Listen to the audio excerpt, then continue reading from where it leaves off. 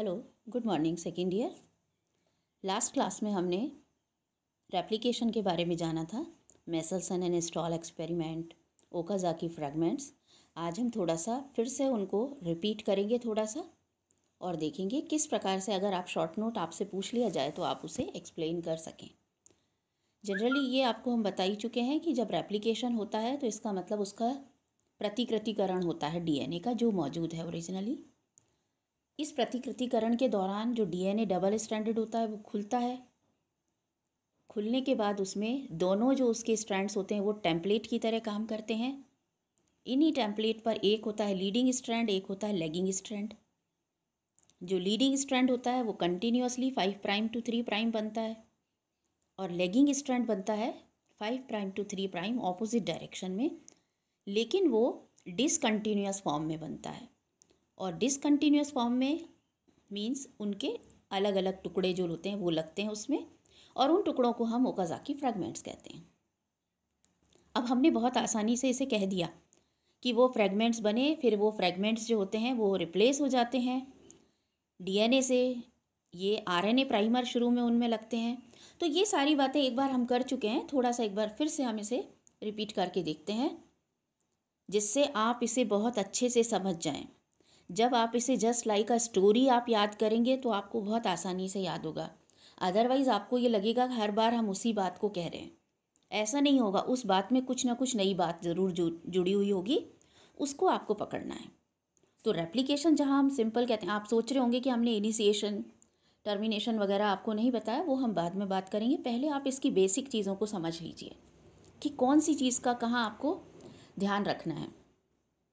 Replication के लिए जैसे ही फॉर्क खुलता है या डबल स्ट्रैंड जो होता है डीएनए वो खुलता है तो उसमें कुछ एंजाइम्स की आवश्यकता पड़ती है। जैसे हम आप बात करते हैं उस तरह से जो सेल्स के ऑर्गेनल्स होते हैं या जो रिएक्शंस होती हैं वो आपस में थ्रू एंजाइम बात करती हैं।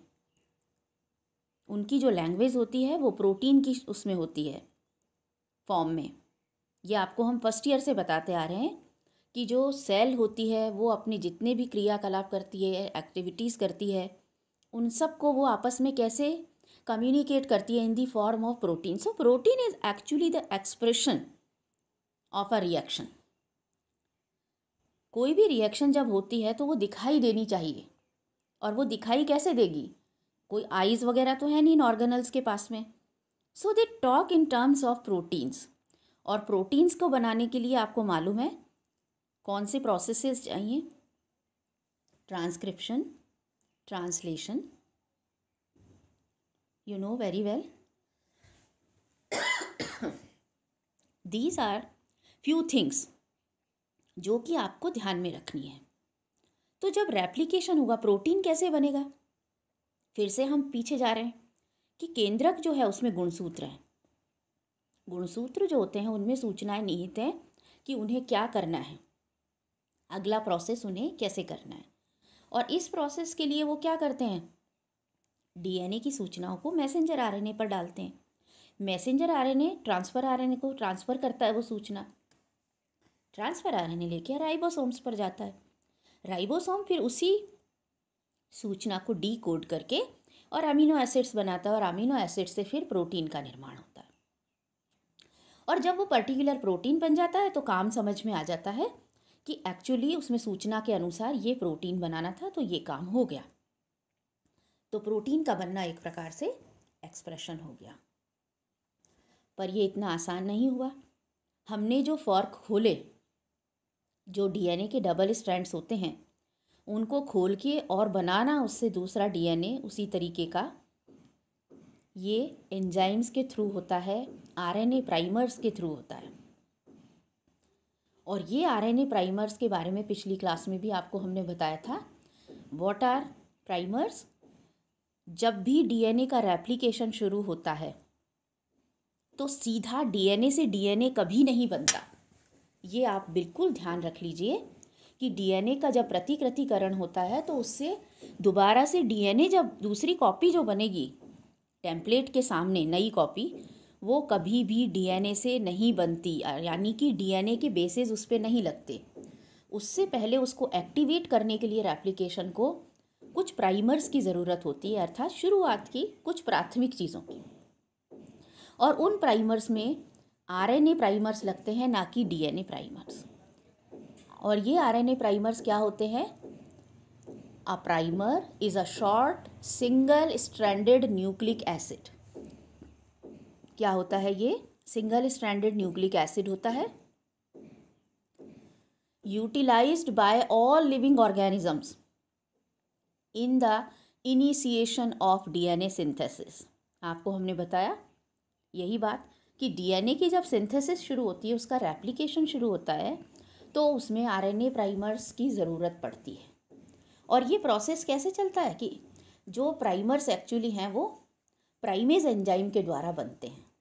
तो एक तरह से जो प्राइमेज नाम का एंजाइम होता है वो प्रोसेस को स्टार्ट करता है, and it makes small pieces of RNA primers. और जब उसको खोलना होता है डीएनए को, तो उसमें कौन करता है उसको? अनकॉइल। रेप्लिकेशन फॉर्क को अनकॉइल करेगा हेलिकेज नाम का एंजाइम। आपको हमने दिया हुआ इसका भी, आप आगे देखेंगे। अगर आपको बहुत ज़्यादा उसकी सूचना चाहिए तो हेलिकेज की सूचना हमने इसमें आज के उसमें डाली है, नहीं तो अगले उसमें ज़रूर बताएंगे आपको। तो डीएनए पॉलीमरेज एंजाइम जो होता है वो प्राइमर्स के साथ जुड़ता है और 5 प्राइम से 3 प्राइम में लीडिंग स्ट्रैंड बनाता है। जो लेगिंग स्ट्रैंड होता है उसमें आप देखते हैं टुकड़ों में होता है और वो ओकाज़ाकी फ्रेगमेंट्स होते हैं। जब ये बन जाते हैं तो डीएनए पॉलीमरेज नाम का जो एंजाइम होता है फिर वो अपने न्यूक्लियोटाइड्स ऐड करता है। जब आरएनए प्राइमर्स जुड़ गए 5 प्राइम से 3 प्राइम में, उसके बाद डीएनए पॉलीमरेज नाम का एंजाइम जो होता है वो क्या करता है? अपने न्यूक्लियोटाइड्स को ऐड करता है, और एंडोन्यूक्लियस जो होता है एंजाइम वो रिमूव करता है आरएनए प्राइमर्स को। ये आपको मैं बहुत शॉर्ट में ये प्रोसेस पहले बता रही हूँ कि किस प्रकार से डीएनए की फॉर्क जो होती है वो खुलती है हेलिकेज और टोपोआइसोमरेज एंजाइम के द्वारा। जो हेलिकेज एंजाइम होते हैं वो उसके ट्विस्ट और टर्न्स जो होते हैं उनको खोलते हैं, और टोपोआइसोमरेज, टोपो का मतलब जैसे स्थलाकृतिक हम कहते हैं, टोपोग्राफी, टोपोलॉजी, तो वहाँ डीएनए की जो पोजीशन होती है उस पोजीशन पर एक तरह से जो टोपोआइसोमरेज नाम का एंजाइम होता है वो उसे रिलैक्स करता है और फिर से उसको क्रिएट कर सकता है जो उसमें ट्विस्ट एंड टर्न्स होते हैं। तो सबसे पहले हेलिकेज एंजाइम जुड़ता है, वो अनकॉइल कर देता है फॉर्क को, और फिर तुरंत टोपोआइसोमरेज जुड़ता है जिससे कि वो दोबारा से शेप में ना आ जाए। तो ये बहुत within a fraction of seconds होती हैं ये सारी क्रियाएं। So primase is actually a type of RNA polymerase. हम डीएनए पॉलीमरेज, आरएनए पॉलीमरेज, तो फिर से एक एंजाइम आ गया। पहले प्राइमेज एंजाइम हुआ जिसने कि प्राइमर्स का निर्माण किया, और उसमें क्या है? आरएनए पॉलीमरेज भी उसे हम कह सकते हैं प्राइमेज को।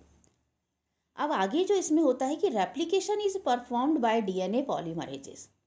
जो कॉपी बनाना होता है वो कौन करता है? DNA polymerase. स्टार्ट कौन करेगा? RNA polymerase.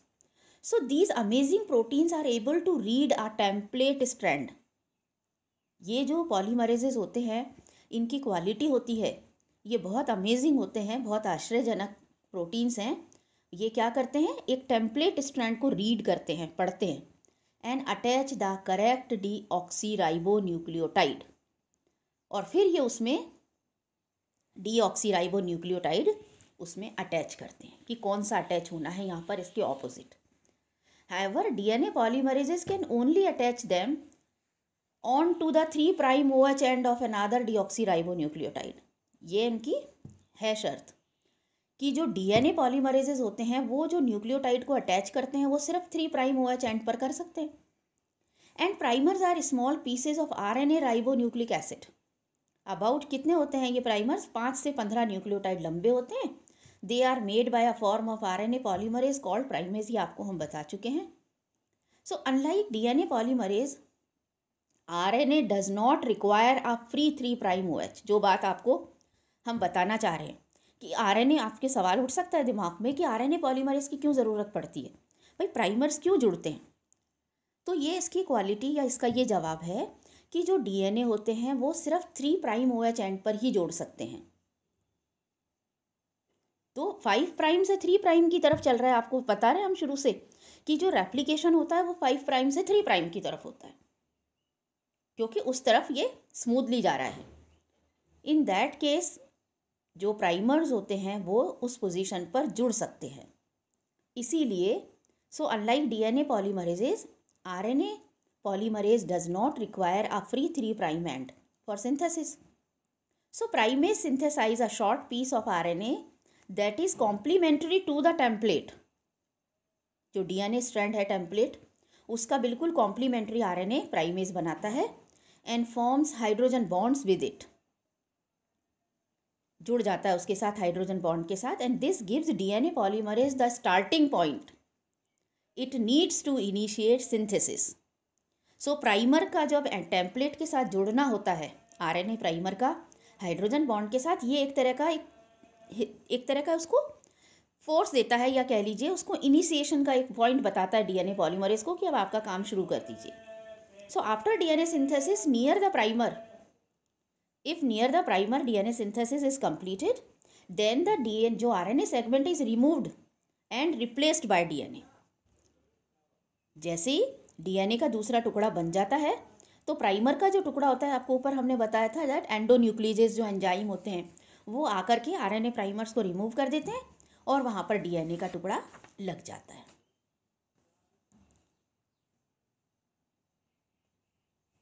So RNA segment is removed.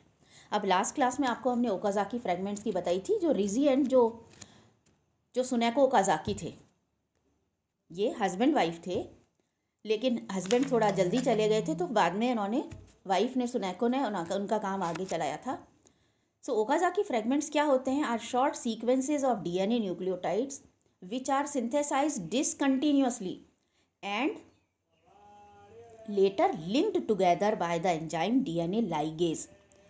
हम जब जेनेटिक इंजीनियरिंग पढ़ेंगे तो आपसे ये पूछेंगे, आपको हम बार बार ये चीज़ बताते हैं कि जो मॉलिक्यूलर ग्लू होती है या आणविक जो गोंद होती है वो होता है डीएनए लाइगेज एंजाइम। ये आपको हम शुरू से बता रहे हैं कि किसी भी कोशिका में अगर कोई भी काम प्रतिपादित करना होता है तो it can be execute only with the help of an enzyme and expression can be shown only by the production of a protein.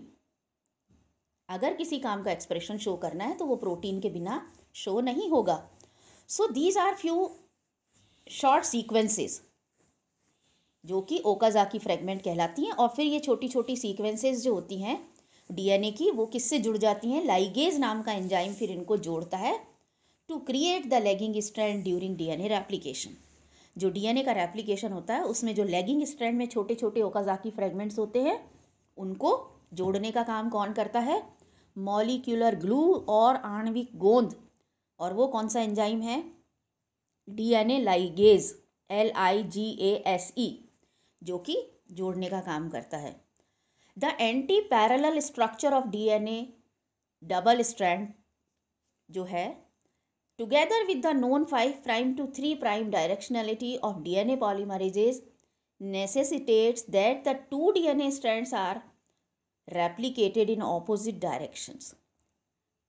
ये जो बात आपको हम बता रहे हैं वो बता रहे हैं इसकी कि जो एंटी पैरेलल स्ट्रक्चर होता है डीएनए का डबल स्ट्रैंड होता है वो 5' से 3' के उसमें डायरेक्शन में बनाता है डीएनए पॉलीमरेज के एंजाइम से, और 2 डीएनए स्ट्रैंड्स जो होते हैं वो ऑपोजिट डायरेक्शन में रेप्लिकेट करते हैं।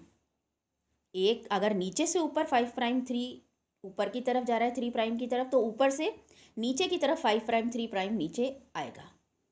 सो द लीडिंग स्ट्रैंड जो होता है वो सेम डायरेक्शन में रेप्लिकेट करता है फॉर्क के, जबकि लैगिंग स्ट्रैंड जो होता है it replicates in opposite direction.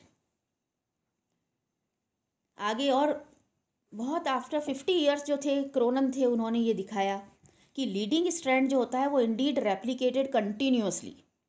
However this strand is fragmented due to ribonucleotide excision repair.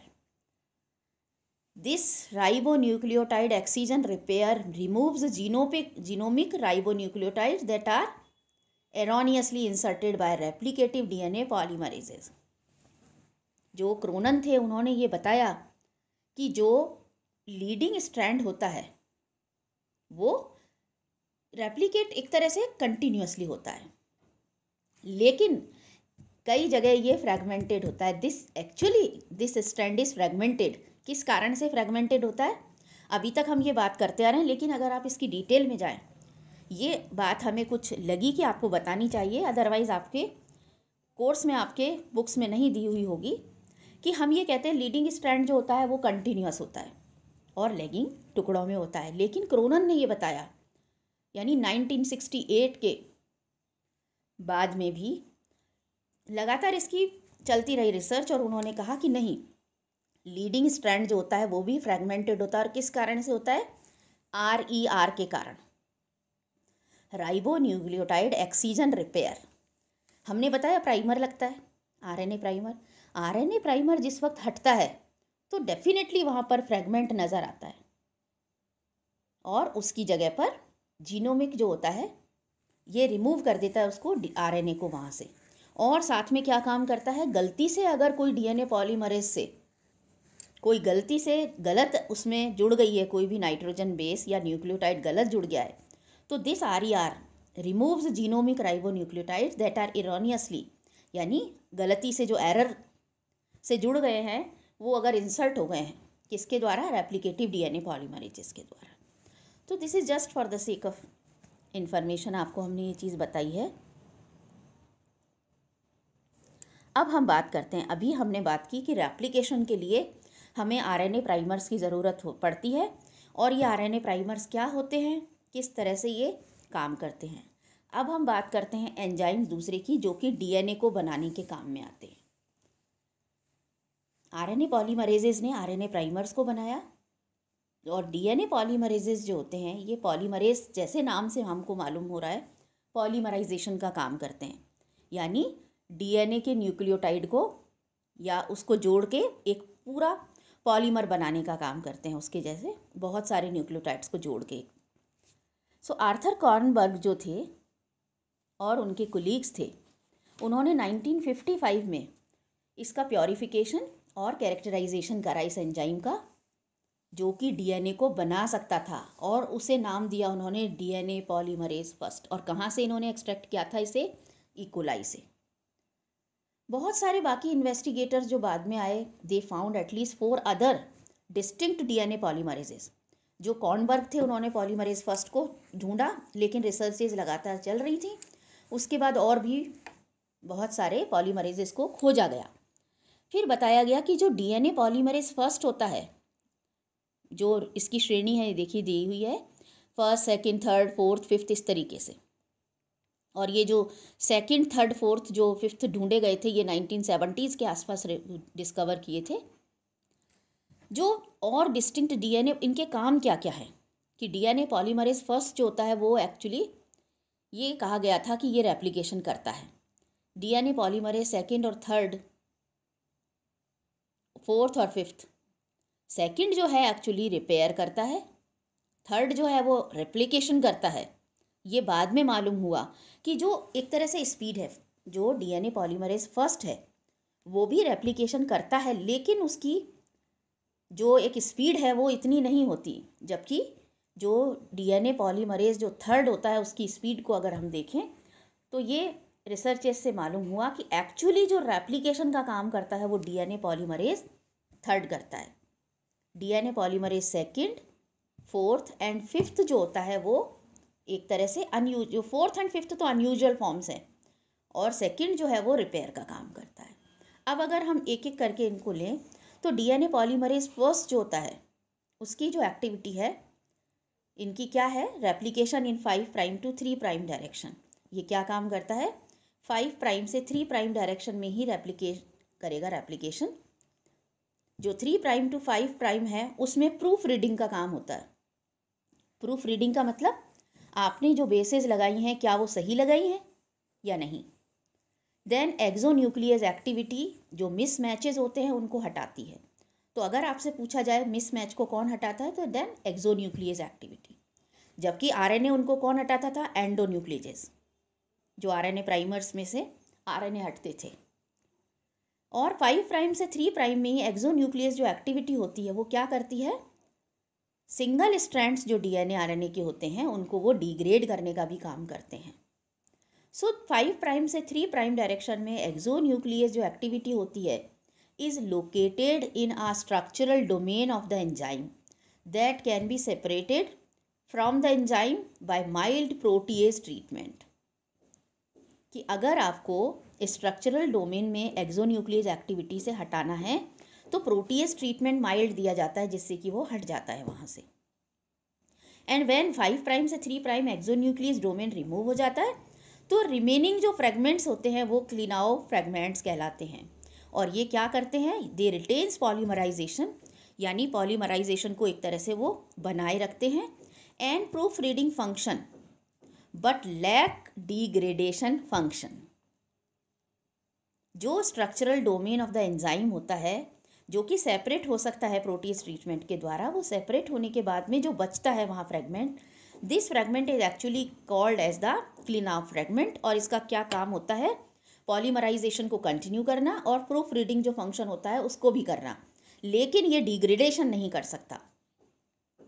जो शुरुआत में आपको हमने बताया था कि वो माइल्ड प्रोटीएज से उसको डिग्रेड कर सकता था, वो अब नहीं कर सकता। अब यहाँ पर जो है देखिए, हमने शुरू में बोला था कि डीएनए पॉलीमरेज फर्स्ट को क्यों नहीं हमने रेप्लिकेशन एंजाइम माना, क्योंकि slow rate of nucleotide addition and low प्रोसेसिबिलिटी।